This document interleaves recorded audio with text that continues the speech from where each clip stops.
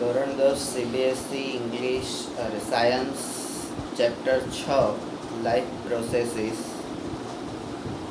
પ્રોસેસીસમાં introduction સેક્શનમાં આપણે જોયું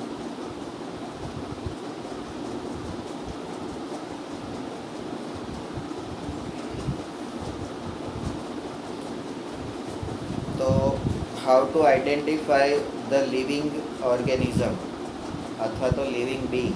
તો એક છે મૂવમેન્ટ, એક છે બ્રીધિંગ, બરાબર, એક છે એનો ગ્રોથ, બરાબર. પણ મૂવમેન્ટ ના હોય તો પણ અમુક સજીવો લિવિંગ બીંગ કહેવાય છે, બ્રીધિંગ ના હોય તો પણ એ કહેવાય છે, બરાબર. તો આ બધું કેમ થાય છે? તો એના માટે દરેક લિવિંગ બીંગની અંદર આપણી પાસે પેલું કરેલું છે એરોપ્લેન,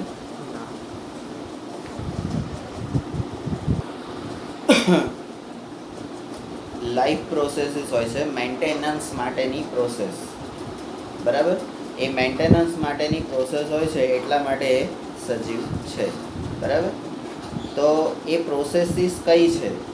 આ મેન્ટેનન્સ માટેની પ્રોસેસીસ કઈ છે? તો વોટ આર લાઈફ પ્રોસેસીસ, બરાબર. કઈ લાઈફ પ્રોસેસીસ છે જેના કારણે સજીવ લિવિંગ બીંગ એ અલાઈવ છે એવું તમને ખબર પડે.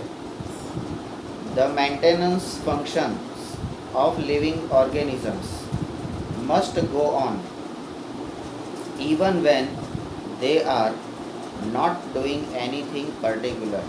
બરાબર. એ જે પણ સજીવ છે, જે પણ હ્યુમન બીઈંગ છે, એ કશું કરતો ના હોય, ઓર્ગેનિઝમ કશું કરતો ના હોય તો પણ એ પ્રક્રિયાઓ જે છે, એ પ્રોસેસીસ છે, એ તમારી સતત ચાલવી જોઈએ, બરાબર. Even when we are just sitting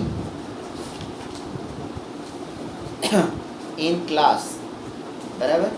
આપણે જ્યારે ક્લાસમાં શાંતિથી બેઠા હોય ત્યારે પણ એ પ્રક્રિયા ચાલવી જોઈએ.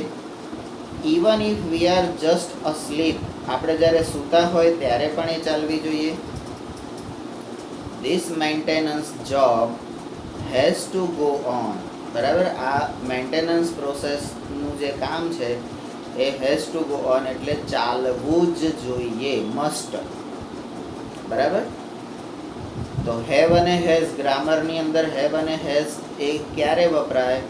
તો જ્યારે કોઈ પણ જરૂરી આવું તો થવું જ જોઈએ, બરાબર. જેમ કે તારે સુધરવું જ જોઈએ, બરાબર. તો હેવ અથવા હેઝ, હું તને કહું છું તારે, તો હેઝ આવે, બરાબર. તો એ રીતે ધ પ્રોસેસીસ. હવે એવી કઈ પ્રોસેસીસ છે કે જે આ ઊંઘતા પણ ચાલુ હોય, બેઠા હોય ચાલુ હોય, કંઈ કામ કરતા હોય ત્યારે પણ ચાલુ હોય, કશું બી હોય તો પણ ચાલુ હોય? તો ધ પ્રોસેસીસ વિચ ટુગેધર, અને એ બધી પ્રોસેસ પાછી સાથે, એકબીજાની સાથે ચાલુ હોય, perform this maintenance job are life processes. એટલે આ લાઈફ પ્રોસેસીસની તમારી ડેફિનેશન આવી, બરાબર. આ બધું તને મટીરિયલમાં ગુજરાતીમાં મળશે, ખાલી તારે કઈ વસ્તુ ક્યાં છે એ જ લેવાનું છે, બરાબર. તો લાઈફ પ્રોસેસ કોને કહેવાય?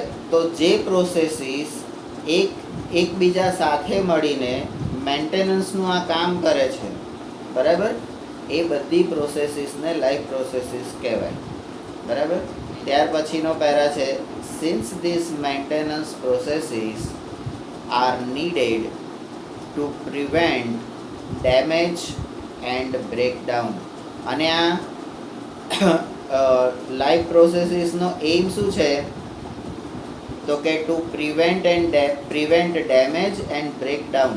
એટલે શરીરની અંદર કોઈ પણ જાતનું ડેમેજ થયું હોય, નુકસાન થયું હોય, અથવા તો બ્રેકડાઉન થયું હોય, બરાબર, કોઈ વસ્તુ અટકી ગઈ હોય, બરાબર, તો એને પ્રિવેન્ટ કરવાનું, એને અટકાવવાનું એ કામ આ મેન્ટેનન્સ પ્રોસેસ કરે છે, બરાબર. બીજું શું કામ કરે છે? અને આ કામ માટે શું જરૂરી છે? તો કે energy is needed for them. કોઈ પણ કામ કરવું હોય તો તાકાત તો જોઈએ, તાકાત વગર કશું થાય નહીં, બરાબર. તો અહીંયા એનર્જી ઇઝ નીડેડ.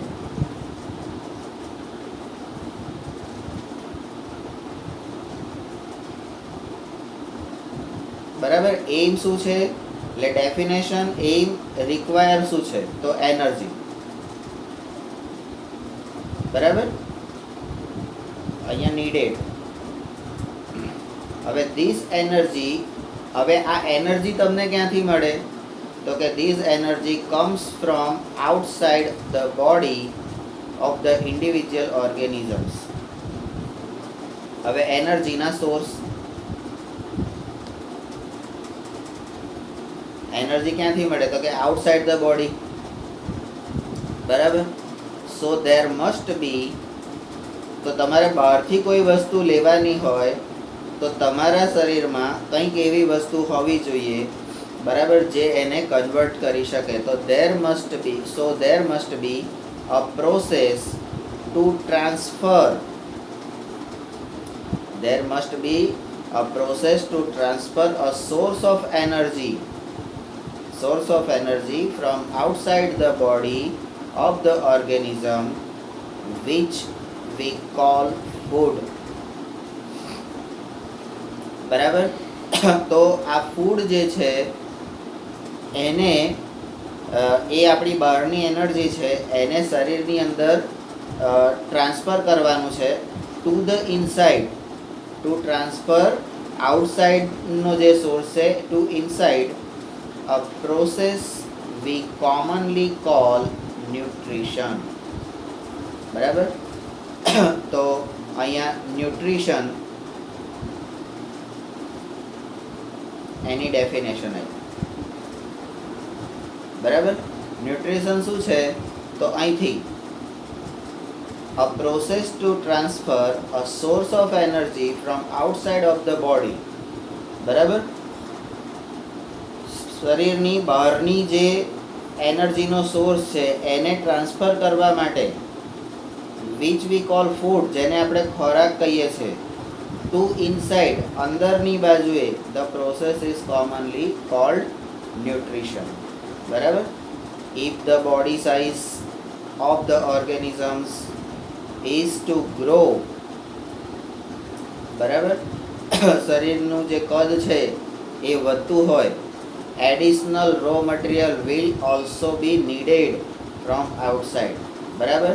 જો એનું વૃદ્ધિ વિકાસ થતો હોય તો એ વખતે વધારાનું રો મટીરિયલ એટલે કાચો માલ, કોઈ પણ વસ્તુ બનાવવી હોય તો તમારે કાચો માલ, રો મટીરિયલ જોઈએ. બરાબર. આપણે ભાખરી બનાવવી હોય તો શું જોઈએ? લોટ જોઈએ, મીઠું જોઈએ, પાણી જોઈએ, તેલ જોઈએ. તો આ બધું શું છે? Raw material. બરાબર. તો એ તમારી વૃદ્ધિ વિકાસ થતી હોય ઓર્ગેનિઝમની, ત્યારે આ વધારાનું રો મટીરિયલ પણ જોઈએ, એ પણ બહારથી જ મળે છે. તો સિન્સ લાઈફ ઓન અર્થ, આ પૃથ્વી પર જે જીવન છે, આ પૃથ્વી પર જીવન છે, ડિપેન્ડ્સ ઓન, એ શેના પર આધાર રાખે છે?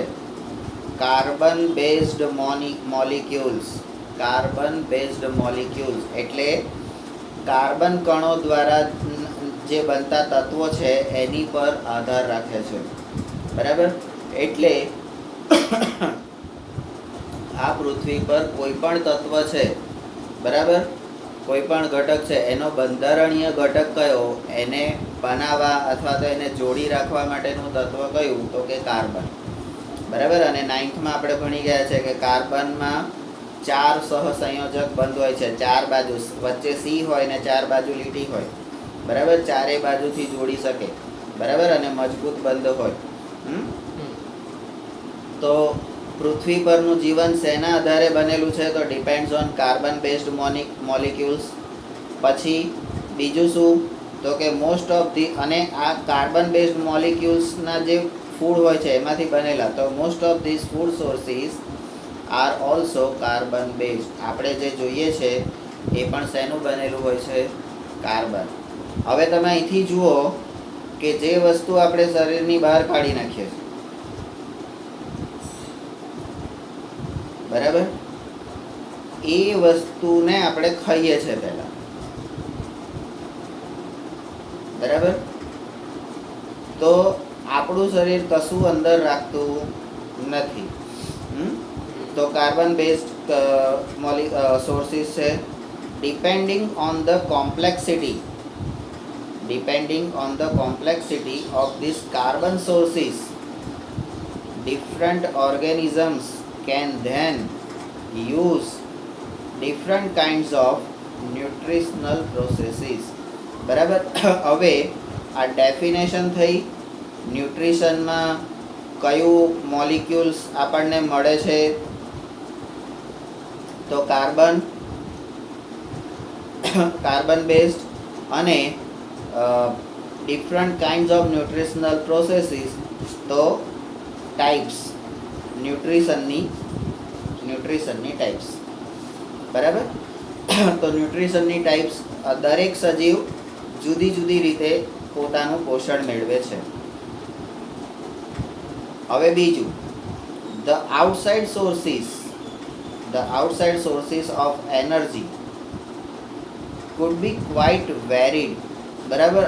તમે જે બહારથી એનર્જીના સોર્સિસ છે એ પણ પાછા જુદા જુદા પ્રકારના છે. Since the environment is not under the control of the individual organisms. એનું કારણ શું? તો કે આ પ્રકૃતિ જે છે, કુદરત, એન્વાયરમેન્ટ એટલે પર્યાવરણ, એ કોઈ વ્યક્તિગત સજીવના કંટ્રોલમાં નથી. તમે એમ કહો હું આ હવાને હમણાં રોકી દઉં ને, પવનને રોકી દઉં ને, વરસાદને રોકી દઉં, એવું કંઈ છે નહીં. These sources of energy therefore need to be broken down or built up in the body.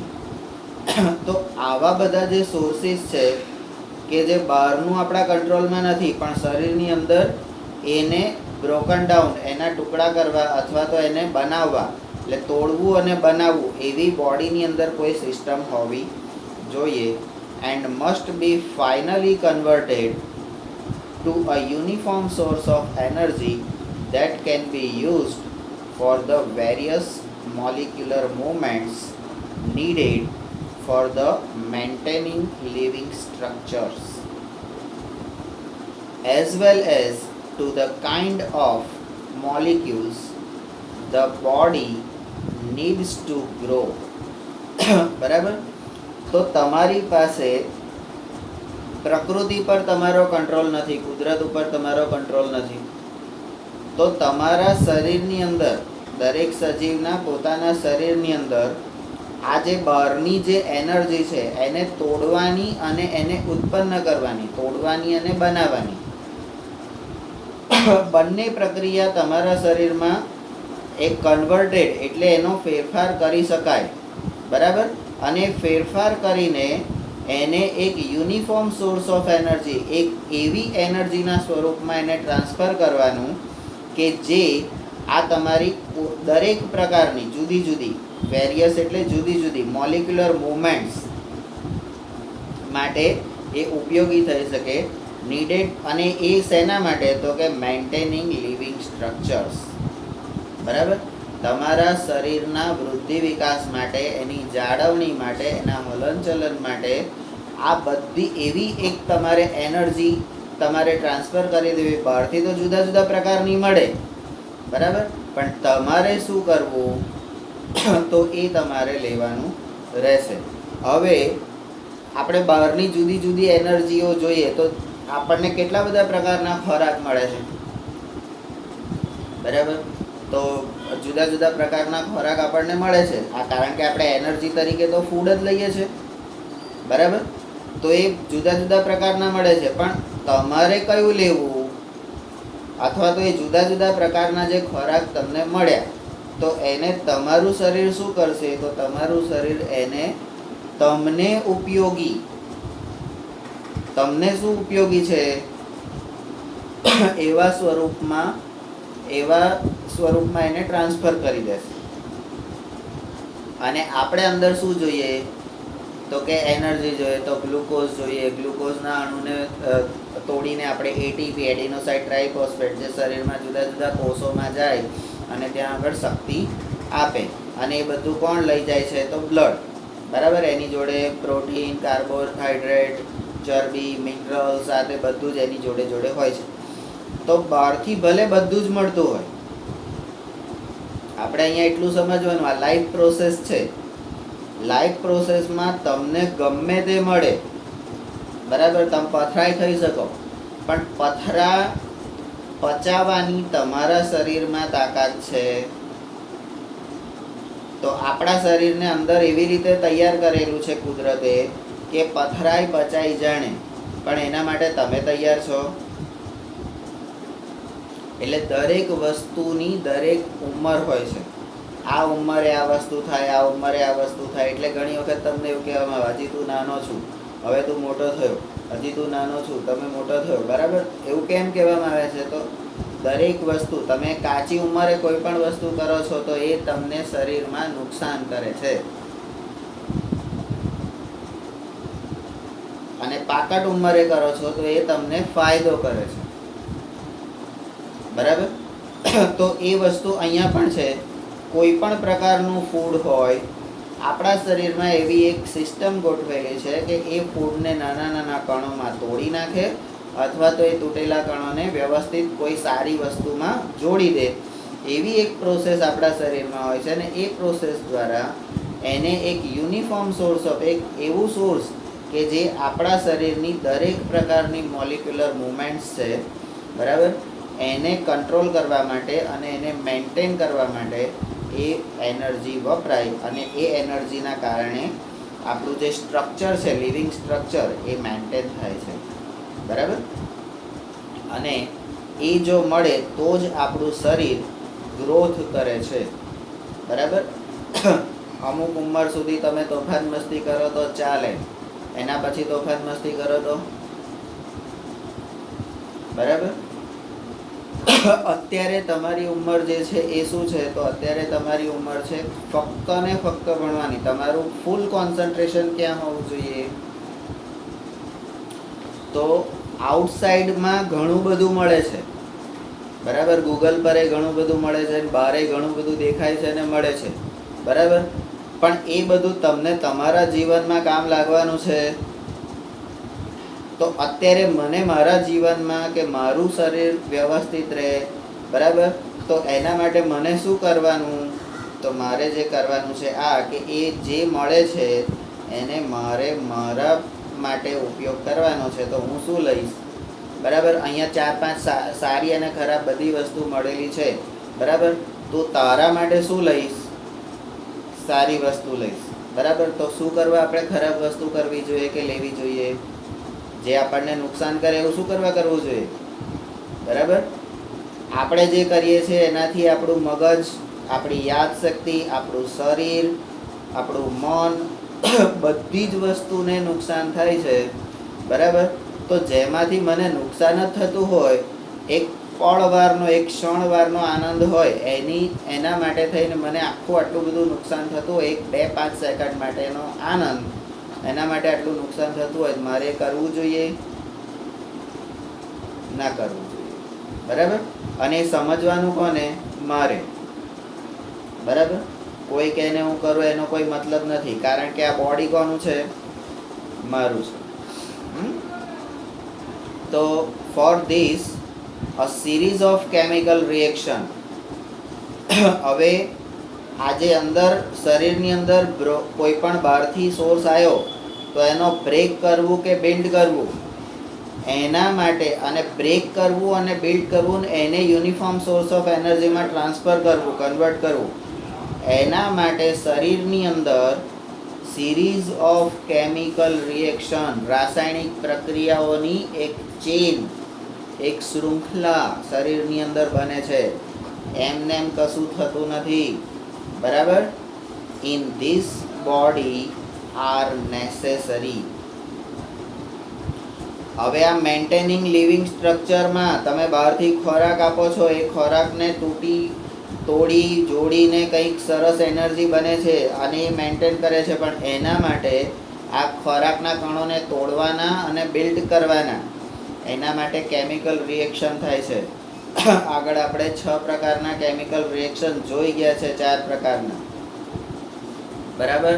એક તત્વ હોય એમાંથી છૂટા પડે, છૂટા હોય એમાંથી ભેગા થાય, એકનું બીજા સ્વરૂપમાં રૂપાંતર થાય, બીજાનું ત્રીજામાં રૂપાંતર થાય. બરાબર. આ બધું જ આપણે જો તો એવી પ્રક્રિયાઓ આપણા શરીરમાં પણ થાય છે, ત્યારે આપણને સરસ વસ્તુ મળે છે.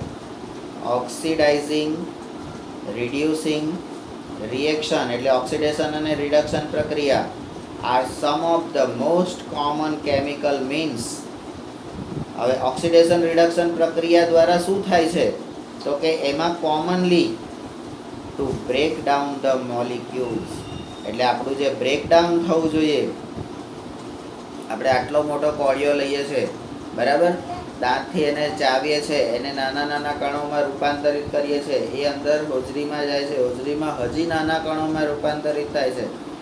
આપણું શરીર મોટા કણોને શોષી શકતું નથી. હવે આપણી મમ્મીઓ વિજ્ઞાન ભણેલી હોય કે ના ભણેલી હોય, આપણા બા વિજ્ઞાન ભણેલા હોય કે ના ભણેલા હોય, પણ એ તમને એટલું તો ચોક્કસ કહેશે, નાનો કોળિયો લે. કેમ તો કે નાનો કોળિયો લઈશ તો એને ચાવવામાં તને ઓછી તાકાત, તારા શરીરને ઓછી તકલીફ પડશે, એટલે તારી એનર્જી બચશે, તું એને બીજા કામમાં ઉપયોગમાં કરી શકીશ. બરાબર. એટલે નાનો કોળિયો લેવાનું કહે છે. નાનો કોળિયો જલ્દી પચી જાય એટલે હોજરીને પણ ઓછી તાકાત વાપરવી પડે, અને આપણે જે જોઈએ છે આપણને સરસ મળી રહે, અને આપણી બીજી એનર્જી છે આપણે વાંચવામાં, ભણવામાં, કસરત કરવામાં, શરીર બનાવવામાં ઉપયોગ કરી શકીએ. આ તો શું છે, ડૂચા માર્યા હોય તો એના કારણે આપણને નુકસાન થાય. બરાબર. આપણી બધી તાકાત એમાં જ વપરાઈ જાય, બીજું કંઈ કામ કરી શકીએ નહીં, આપણને યાદ પણ ના રહે. બરાબર. તો આપણા શરીરમાં કેમિકલ રિએક્શન થાય છે, અને કેમિકલ રિએક્શનની અંદર ઓક્સિડેશન અને રિડક્શન જે પ્રોસેસ થાય છે એ આપણા મોલિક્યુલ્સને બ્રેકડાઉન કરવા માટે થાય છે. હવે એના માટે શું છે તો કે for this many organisms use oxygen source from outside of the body. એના માટે ઘણા બધા સજીવો બહારની સાઈડથી ઓક્સિજન લે છે. The process of acquiring oxygen, ઓક્સિજનને બહારથી લેવાની જે પ્રોસેસ છે from outside of the body and to use it in the process of breakdown of food sources. બરાબર. અને એ બહારથી લીધેલા ઓક્સિજનને આપણે યુઝ કરવાનું શેના માટે તો કે બ્રેકડાઉનની પ્રોસેસ માટે. બરાબર. અને બ્રેકડાઉન કોનું કરવાનું તો કે ફૂડ સોર્સિસનું. બરાબર. અને કોના માટે કરવાનું, આ બ્રેકડાઉન કોના માટે કરવાનું, ફોર સેલ્યુલર નીડ્સ. બરાબર. આપણા શરીરના કોષો જે છે, આપણે કરોડો અબજો કોષોના બનેલા છે. બરાબર. આપણા દરેકે દરેક કોષને શું જોઈએ છે તો એ જોઈતી વસ્તુ બનાવવા માટે આપણે બહારથી ઓક્સિજન લઈએ છીએ.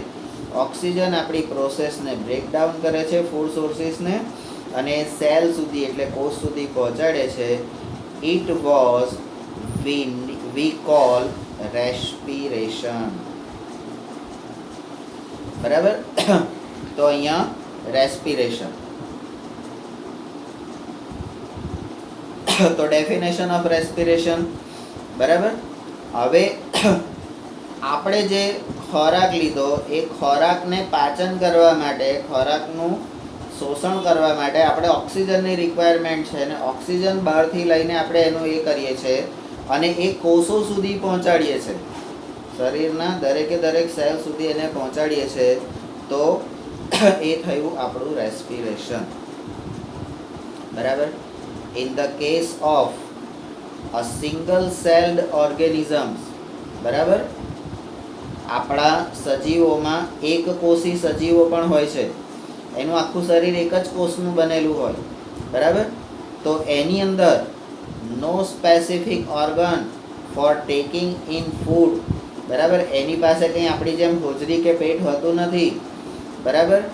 એની પાસે એક્સચેન્જ ઓફ ગેસીસ, બરાબર, ઓક્સિજન અને કાર્બન ડાયોક્સાઇડ માટે રેસ્પિરેશન કે ફેફસા માટે એની કોઈ અવયવ હોતું નથી. ઓર રિમૂવલ ઓફ વેસ્ટ, બરાબર, કચરો કાઢવા માટે પણ કોઈ અવયવ હોતું નથી, ઓર્ગન હોતું નથી. May be needed because the entire surface of the organism. તો એવા સજીવો શું કરે છે, એમનું જે આખું કવર છે, એમનું બહારની સ્કિન, બરાબર, એનો surface is in contact with the environment, બરાબર, એ પર્યાવરણ સાથે સતત જોડેલું હોય છે. કારણ કે તાપ પડે, વરસાદ પડે, બધું જે કંઈ થાય એની અંદર જ થાય, બરાબર. But what happen when the body size of organisms increases, બરાબર. એક કોષી હોય તો આવું થાય, પણ જો શરીરનું કદ વધારે હોય તો શું થાય? And the body design become more complex, બરાબર. તમારું કદ મોટું હોય અને તમારી ડિઝાઇન છે જટિલ હોય તો શું થાય? In multicellular organisms, single cell organism, multicellular organism, એમાં શું થાય? તો કે all the cells may not be in direct contact with surrounding environment. એ મલ્ટી સેલ ઓર્ગેનિઝમમાં બધા કોષો એના પર્યાવરણ સાથે ડાયરેક્ટલી કોન્ટેક્ટમાં ના પણ હોય તો શું થાય? તો કે thus simple diffusion will not meet the requirement of all the cell. બરાબર. તો આ ડિફ્યુઝનનો મિનિંગ આપણે જોવાનો છે. તો આવું જ્યારે થાય ત્યારે શું થાય? તો કે દરેકે દરેક કોષની જે જરૂરિયાત છે એને આપણે પહોંચી વળતા નથી, બરાબર. કારણ કે બહારથી એને કોન્ટેક્ટમાં હોય તો એ તરત સૂર્યને લઈ લે, બરાબર. પણ એ સૂર્ય ના લઈ શકતો હોય તો શું કરવાનું? ડાયરેક્ટ ના લઈ શકતો હોય તો એ અંદર હોય તો એને અંદર તો પહોંચાડવું પડે ને. તો એને ડાયરેક્ટલી બધા કોષો સુધી આપણે પહોંચી શકતા નથી. શેનામાં? Multicellular organism. We have seen previously how in multicellular organism, આપણે આગળ જોઈ ગયા છે કે આ મલ્ટી સેલ્યુલર ઓર્ગેનિઝમ હોય તો એમાં શું થાય છે, કેવી રીતે થાય છે? Various body parts have specialised in the functions they perform. આ મલ્ટી સેલ્યુલર ઓર્ગેનિઝમમાં કેટલાક શરીરના ભાગ હોય છે એ અમુક કામ કરવા માટે સ્પેશિયલ હોય છે, કે આ જ કામ કરી શકે, આ આવું જ કરી શકે, એના માટે સ્પેશિયલ અંગો હોય છે, બરાબર. We are familiar with the idea of this specialised tissue. આપણે આ જે અંગો હોય છે, અંગોની અંદર જે સ્પેશિયલાઇઝડ ટીસ્યુ હોય છે, પેશી હોય છે, એનાથી પણ પરિચિત છે. કારણ કે કામ તો કોણ કરે છે? આ પેશીઓ કરે છે. પેશીઓની અંદર પણ સેલ્સ હોય છે. એન્ડ વિથ ધેર ઓર્ગેનાઇઝેશન, આ ટીસ્યુ અને બોડી પાર્ટ્સના બંનેના એકબીજા સાથેના કામથી, જોઈન્ટલી જે કામ કરે છે એ ઓર્ગેનાઇઝેશનથી, in the body of the organism, એનાથી આખા શરીરને પોષણ મળે છે.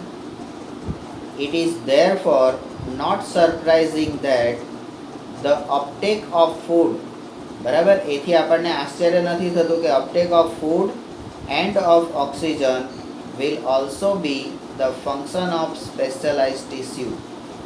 બરાબર. આ જે આપણા સ્પેશિયલાઇઝ ટીસ્યુ હોય છે એ પણ ઓક્સિજન અને ફૂડ ગ્રહણ કરતા હોય છે, લઈ લેતા હોય છે, બરાબર. એટલે પોતાની જાતે જ પોતાનું કામ કરે છે, તમે આપો કે ના આપો, બરાબર, એનું જોઈતું લઈ લે છે. However this possess a problem, બરાબર. પણ અહીંયા કંઈક પ્રોબ્લેમ થાય છે. Since the food and oxygen are now taken up at one place in the body of the organism while all the part of the body needed them. આપણે ખોરાક લઈએ છીએ તો હોજરીમાં જાય છે, શ્વાસ લઈએ છીએ તો ફેફસામાં આવે છે, બરાબર. તો આને ખોરાક મળ્યો, આને ઓક્સિજન મળ્યો, પણ એ તો શરીરના દરેકે દરેક ભાગને જરૂરી છે, બરાબર. તો બીજા ભાગ માટે શું કરવાનું? તો હવે ત્રીજી પ્રોસેસ આવશે. This situation creates a need for transportation system. Transportation system for carrying food.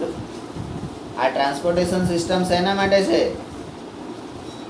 બરાબર, carrying food and oxygen from one place to another in the body.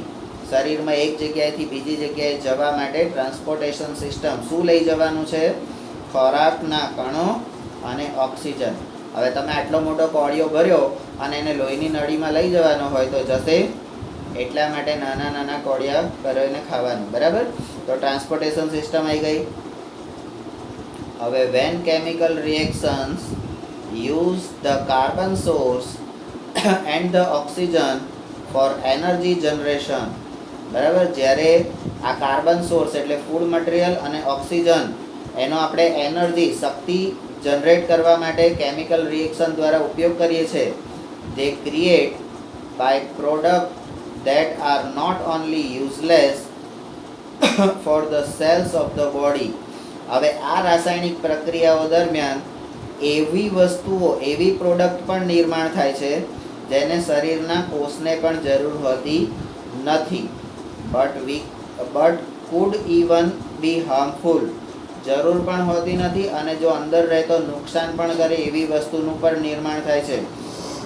આપણે તો સારું સારું જ લઈએ છીએ, આપણું શરીર પણ સારું સારું જ લે છે, પણ તો પણ શરીરની અંદર ખરાબ વસ્તુ ઉત્પન્ન થાય છે. તો એને શું કરવાનું? તો કે this waste by products are therefore needed to be removed from the body. બરાબર, એ વેસ્ટ પ્રોડક્ટને શરીરમાંથી બહાર કાઢવા માટેની જરૂરી હોય છે. And discarded outside by the process called excretion. બરાબર. તો તમે જુઓ કે આપણું શરીર છે એ આપણે તો સારો ખોરાક લીધો છે, એમાંથી પણ કેટલું ખરાબ તત્વ છે તો એને પણ બહાર કાઢી નાખે છે. જો આપણું શરીર આટલું સમજવું હોય તો આપણે કેમ નહીં સમજતા? આપણે કેમ સારું જ ગ્રહણ નથી કરતા, ખરાબ કેમ ગ્રહણ કરીએ છીએ? બરાબર, તો આપણે સારું જ ગ્રહણ કરવાનું રહેશે. તો એક્સક્રીઝન દ્વારા એનો નિકાલ થાય છે. Again if the basic rule. હવે આ બધા માટે કેટલાક સામાન્ય નિયમો હોય છે. For body design in multicellular organisms are followed. બરાબર, આપણું જે મલ્ટીસેલ્યુલર ઓર્ગેનિઝમ છે, બરાબર, જેમાં બહુકોષી સજીવો છે, એનું જે શરીર છે એ એક સ્પેશિયલ ડિઝાઇન એની કરેલી છે. અ સ્પેશિયલાઇઝ ટિશ્યુ ફોર એક્સક્રીઝન. આ કચરો બહાર કાઢવા માટે પણ સ્પેશિયલ ટિશ્યુઝ હોય છે. બરાબર, વિલ બી ડેવલપ, અને એ પણ અંદરથી ડેવલપ થાય છે. Which means that the transportation system will need to transport waste away from cell to this excretory tissue. હવે આ કચરો જે બહાર કાઢવા માટે, એના નિકાલ માટે પણ આખી ટ્રાન્સપોર્ટ એટલે શુદ્ધ લોહી સારી વસ્તુ લઈ જવા માટે પણ ટ્રાન્સપોર્ટેશન સિસ્ટમ જોઈએ, ખરાબ લઈ જવા માટે પણ ટ્રાન્સપોર્ટેશન સિસ્ટમ જોઈએ. બરાબર, કે આનામાં ભેગું આપણું શરીર જુઓ, બે વસ્તુ ભેગું નથી થવા દેતું, જોડે જોડે ચાલે છે, હેન્ડ ઇન હેન્ડ. બરાબર, પણ ભેગું થવા દેતું નથી. તો આપણે પણ એને ભેગું થવા દેવાનું નહીં. આપણે સારું જ નાખવાનું, કચરો એની મેતે બહાર નીકળી જશે. બરાબર, તમે અંદર સારું નાખશો તો કચરો ઓટોમેટિક બહાર નીકળી જશે. બરાબર, એટલે આપણે હંમેશા સારું નાખવાનું. બરાબર. Let us consider this